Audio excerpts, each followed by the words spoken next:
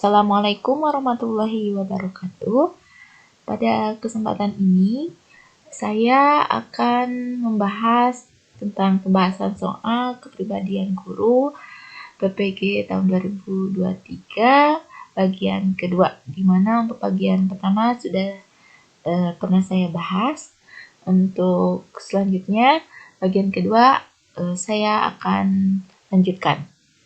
Nah, kita langsung mulai saja untuk pembahasan soal yang pertama. Dalam perjalanan ke sekolah, Anda ditabrak tetangga sebelah dan mengakibatkan beberapa anggota badan Anda terluka dan sepeda motor Anda rusak parah.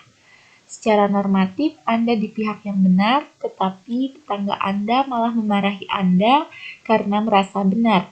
Beberapa saat setelah kejadian itu, anak tetangga tersebut yang merupakan murid Anda sakit parah di rumah dan tidak dibawa ke rumah sakit karena alasan biaya. Hal apa yang akan Anda lakukan?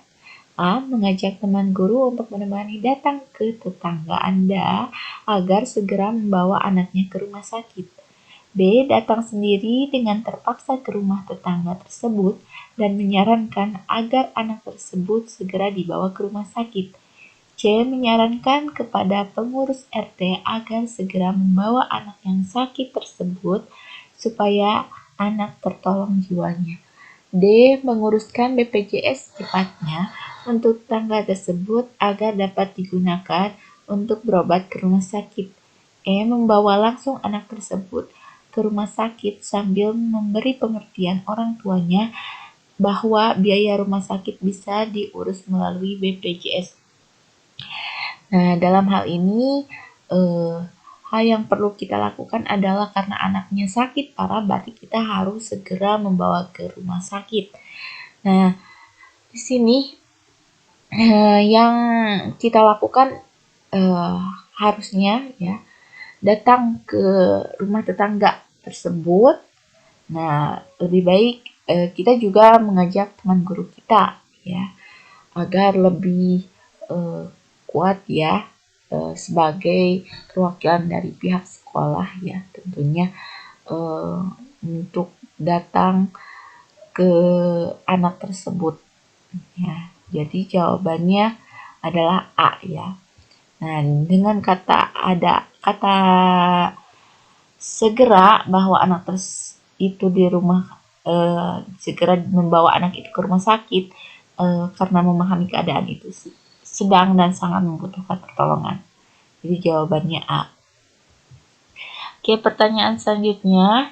Pada obrolan ringan di ruang guru, beberapa guru berpendapat dan atau berkesimpulan bahwa ras tertentu memiliki sifat kasar dan cenderung kurang beradab. Hal ini dipicu adanya siswa yang berasal dari ras tertentu, itu yang sifatnya kasar dan kurang beradab. Apa pendapat Anda? A. Membenarkan kesimpulan itu karena Anda juga mengalami beberapa kasus yang sama terhadap ras tersebut.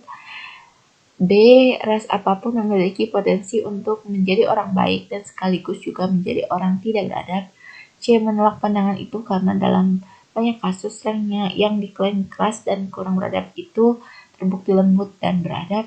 D. Pola asuh orang tuanya dan kultur masyarakat mempengaruhi proses pembentukan karakter manusia yang lembut dan beradab. Oh, di sini pilihan jawabannya cuma sampai D ya. Nah, untuk sifat kasar ataupun kurang beradab ya, ataupun menjadi seorang yang baik itu dipengaruhi oleh pola asuh ya, pola asuh dan lingkungan masyarakat atau kultur masyarakat. Nah, jadi bukan disebabkan dia berasal dari ras tertentu, tapi dipengaruhi oleh pola asuhnya ataupun lingkungan, masyarakat. Itu akan membentuk karakter manusia menjadi lembut dan beradab ataupun sebaliknya. Jadi jawabannya D ya. Oke, pertanyaan selanjutnya. Dalam suatu kelas terdapat 3 anak yang berasal dari luar suku bangsa. Mereka memiliki ciri fisik dan logat bicara yang berbeda dengan teman-temannya. Pada saat Anda sedang memberikan tugas kelompok di kelas tersebut, semua peserta didik menolak untuk satu tim dengan ketiga anak tersebut. Sebagai pendidik, langkah apa yang akan Anda lakukan? A. Memberikan wawasan kepada siswa untuk saling menghormati sesama dalam perbedaan dan menempatkan ketiga anak tersebut dalam kelompok. B. Memfasilitasi terjadinya diskusi berdasarkan penghargaan dan penghormatan satu dengan yang lainnya. C. Menempatkan peserta didik pada kelompok dan meminta semua menghargainya. D. Membaurkan mereka dalam kelompok dan mengancam yang menolak akan kena sanksi. E. Meminta ketiga peserta didik tersebut untuk menerima penolakan dari teman-temannya. Nah, di sini dari pilihan jawaban A sampai E, yang paling tepat itu adalah A. Memberikan wawasan ya kepada peserta didik atau siswa tersebut untuk saling menghormati sesama dan menempatkan ketiga anak tersebut dalam kelompok ya. Bukan untuk berdiskusi atau berdebat ataupun ataupun cuma meminta menghargainya tapi membaurkan juga ya. Tapi jangan sampai menolak ataupun mengancam kepada anak yang menolak gitu ya. Oke, itu jawabannya yang A. Oke, pertanyaan selanjutnya. Menurut saya, gambaran ideal seorang guru adalah A. Memahami pentingnya perencanaan kerja dan bertanggung jawab dalam pencapaian tujuan sekolah, lebih terarah dan terukur kinerjanya. B. Memahami pentingnya pelaksanaan kerja dan perwujudan tanggung jawab agar tujuan sekolah lebih terarah dan terukur kinerjanya. C. Melaksanakan tugas dan tanggung jawabnya sebagai guru agar tujuan sekolah lebih terarah dan terukur kinerjanya. D. Melaksanakan tugas-tugas sesuai aturan yang berlaku, deskripsi pekerjaan dan tanggung jawabnya agar tujuan sekolah lebih terarah dan terukur organisasinya. E. Melaksanakan tugas secara mandiri maupun kolaborasi sesuai aturan yang berlaku, deskripsi pekerjaan dan tanggung jawabnya agar tujuan sekolah lebih terarah dan terukur kinerjanya. Oke, yang paling lengkap gambaran ideal untuk seorang guru itu adalah yang E ya, tugas secara mandiri ya. Jadi untuk seorang guru itu harus bisa melaksanakan tugas secara mandiri ataupun berkolaborasi dengan yang lain sesuai dengan aturan yang berlaku, kemudian deskripsi pekerjaan tanggung jawabnya agar tujuan sekolah lebih terarah dan terukur. Oke, itu ya jawabannya yang E yang paling lengkap. Oke, pertanyaan selanjutnya, sebagai seorang ketua kelompok kerja guru, ketika membagi tugas kelompok, saya akan A. Membagi tugas berdasarkan pengalaman yang dimiliki teman-teman. B. Membagi tugas dengan sama rata untuk semua teman. C. Memberikan kebebasan pada anggota untuk memilih bagian mana yang sanggup untuk dikerjakan.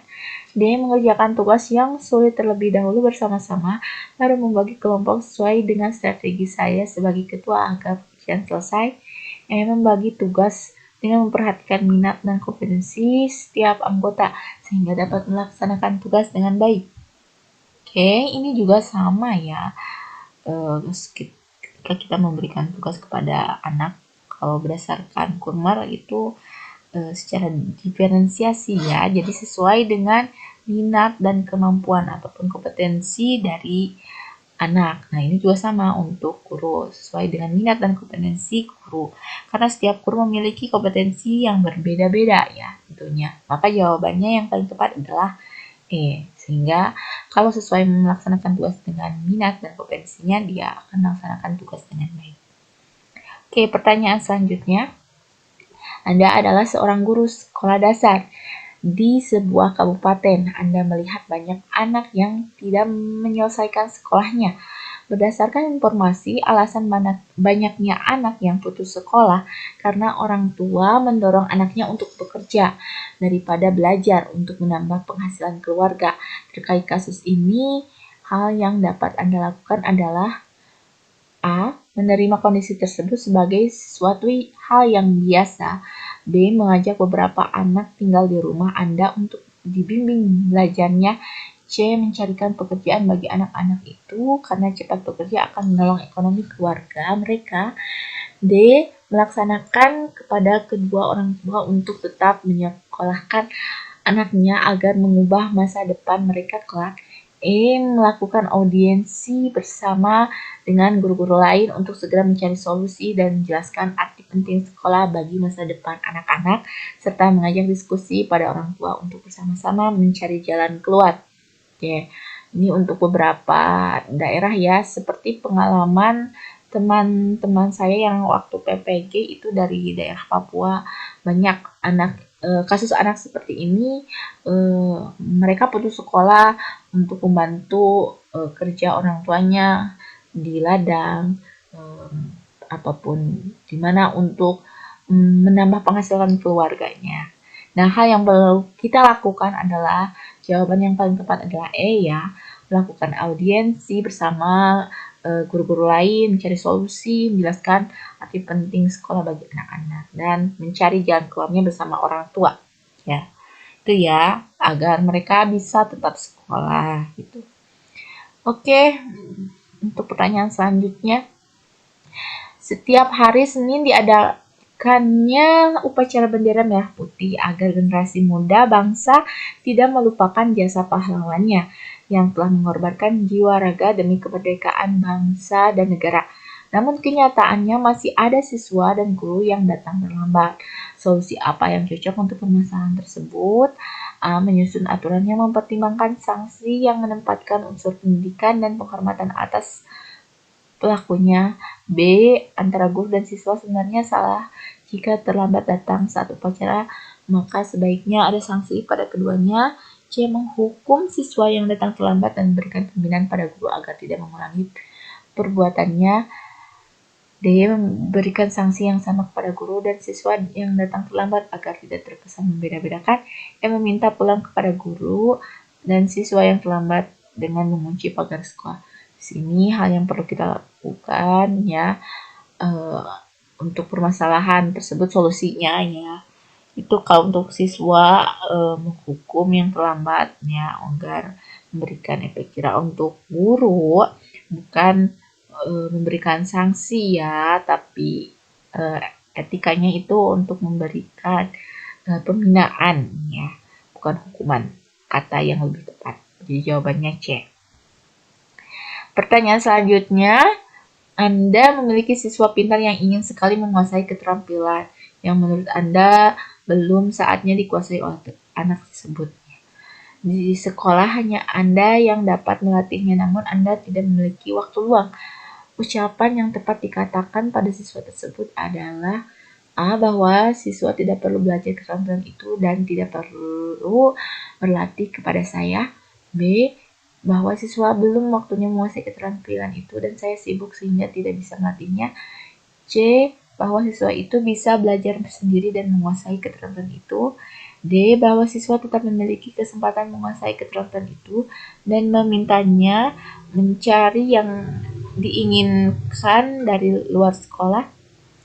E. Bahwa siswa itu memiliki kemampuan yang baik, punya kesempatan menguasai keterampilan itu, dan mengatur waktu lagi untuk bisa berlatih dengan saya. Nah, yang perlu kita ucapkan ya, kalau ada motivasi dan niat untuk membimbing siswa, maka kita perlu mengatur waktu kita juga ya. Makanya jawaban yang paling tepat adalah E, bahwa anak itu memiliki kemampuan yang baik dan punya kesempatan untuk menguasai keterampilan itu dan mengatur waktu, jadi menyesuaikan dengan waktu kita gitu ya. Jadi jawabannya E. Oke, pertanyaan selanjutnya, untuk mengerjakan tugas dengan baik, apalagi tugas bertumpuk-tumpuk, selalu diperlukan banyak energi. Terkait hal ini, pilihlah salah satu jawaban yang paling mendekati diri Anda. A. Tidak peduli pada banyaknya tugas apapun, yang penting saya baik-baik saja. B. Kehabisan tenaga, bahan sebelum semua tugas terselesaikan. C. Energi terkuras habis setelah mengerjakan seluruh tugas sehingga kurang siap mengerjakan tugas-tugas berikutnya. D. Energi hampir terkuras habis, perlu beristirahat beberapa waktu sebelum mengerjakan tugas berikutnya. E. Semua terselesaikan sesuai waktu yang direncanakan sehingga masih ada energi untuk tugas berikutnya. Oke, di sini hal yang paling tepat ya dari jawaban-jawaban ini, kita dalam melaksanakan tugas itu perlu direncanakan ya dengan baik. Maka semua tugas yang terselesaikan itu dengan waktu yang telah direncanakan, sehingga masih ada energi untuk tugas berikutnya. Jadi tugas itu tidak bertumpuk-tumpuk dalam mengerjakannya. Oke, pertanyaan selanjutnya. Seorang siswa menunjukkan perilaku bandel dan senang melakukan pelanggaran tata tertib di sekolah. Hal ini ditenggarai karena siswa mendapat salah pengasuhan dan kurang perhatian dari orang tuanya. Orang tua memanjakan dengan uang saku berlebihan dan kebebasan dalam pergaulan sehari-hari. Sebagai guru, apa yang akan Anda lakukan? A. Mempertemukan siswa dengan orang tuanya agar disadari kesalahan selama ini dan mempertimbangkan penyelesaiannya. B. Memanggil orang tua siswa ke sekolah dan mendiskusikan perihal kenakalan anaknya. C. Memerankan diri sebagai teman terdekat siswa agar lebih mudah memecahkan masalah siswa. D. Memberikan pengertian kepada wali murid untuk lebih perhatian dan tidak memanjakan anaknya. E. Perilaku siswa sebagai bagian perkembangannya yang diyakini akan dapat diselesaikan keluarga siswa yang bersangkutan.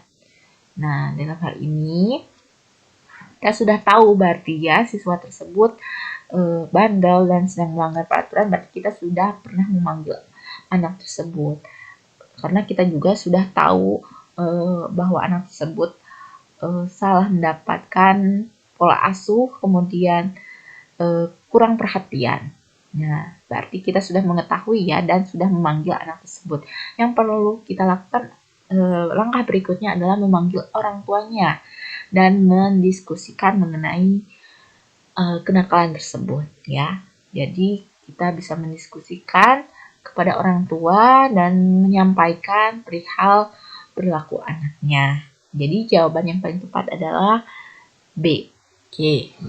Mungkin untuk pembahasan soal kepribadian guru PPG tahun 2023 pada video kali ini cukupkan sekian. Mudah-mudahan bermanfaat. Kalau ada komentar ataupun silahkan ditulis di kolom komentar. Terima kasih sudah menonton video kali ini. Jangan lupa untuk mendukung channel ini untuk tetap bisa berkembang. Terima kasih. Wassalamualaikum warahmatullahi wabarakatuh.